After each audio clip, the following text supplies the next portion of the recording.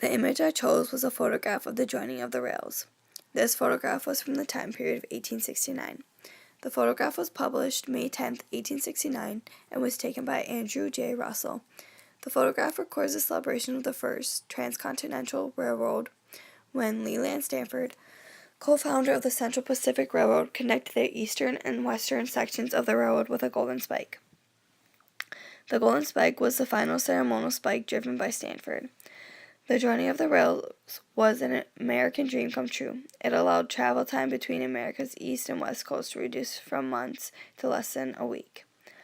The Central Pacific Railroad, built from the west, employed largely Chinese immigrants. Construction of the railroad presented a daunting task, requiring the laying of over 2,000 miles of track that stretched through some of the most forbidding landscapes on the continent.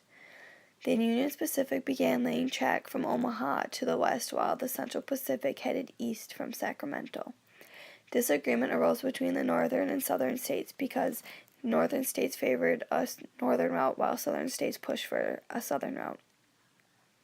This jam was broken with the cession of the southern states from the Union that allowed Congress to select a route running through Nebraska to California. When the connection was finally made, the Union Pacific and the Central Pacific engineers ran their engines up until their pilots touched.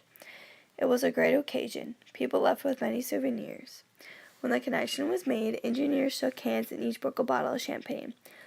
The creator of this photograph's purpose was to show how the people celebrated the connection and show how many people cared and showed up.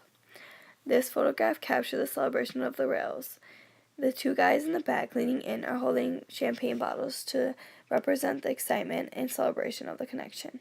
Also in the middle, you can see two guys shaking hands, most likely congratulating each other on the connection.